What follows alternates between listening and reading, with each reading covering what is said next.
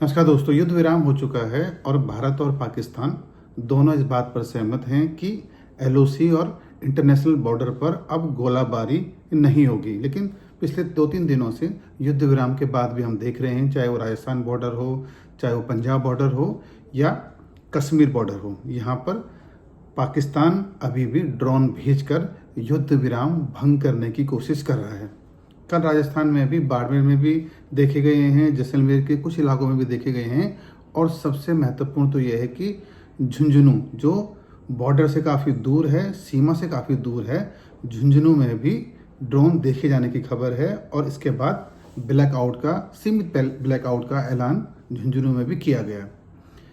लेकिन सवाल ये है कि सीमा से इतनी दूर होने के बावजूद झुंझुनू पाकिस्तानी ड्रोन कैसे पहुंच गया, ये बड़ा सवाल है। और खुफिया एजेंसी इसकी जांच कर रही है। जांच में जो निकल के आ रहा है वो ये बताता है कि यह स्थानीय स्तर पर कोई शरारत है जिसने स्थानीय स्तर पर ड्रोन का इस्तेमाल किया और जिसकी वजह से शहर में काफ़ी तनाव की स्थिति पैदा हुई, क्योंकि सीमा इतनी दूर है, बॉर्डर इतनी दूर है, वहाँ तक आने में और झुंझुनू तक पहुँचने में स्वाभाविक तौर पर है कि उड़ा दिया जाता है या पहुँचने ही नहीं दिया जाता है। लेकिन झुंझुनू शहर में अगर ड्रोन उड़ रहे हैं, पाकिस्तानी ड्रोन उड़ रहे हैं और ऐसी अफवाह है या ऐसी चर्चा है या ये सच है, तो ये तभी संभव है जब स्थानीय स्तर पर कोई शरारत की गई हो।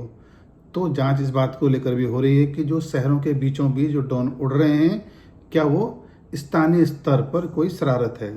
जैसे बाड़मेर में भी, बाड़मेर शहर में भी ड्रोन देखे गए हैं। तो शहरों के बीचों बीच अगर ड्रोन उड़ रहे हैं तो क्या ये कोई शरारत हो सकती है। खुफिया विभाग इसकी अलग तरीके से जांच कर रहा है राजस्थान का खुफिया विभाग। फिलहाल शांति है। और एक नई खबर यह है कि जो लोकल सिम है पाकिस्तान के, श्रीगंगानगर के बाद अब जैसलमेर में भी इस पर पाबंदी लगा दी गई है।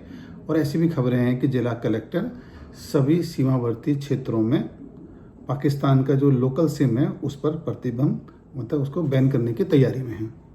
फिलहाल अभी तक बॉर्डर पर शांति है।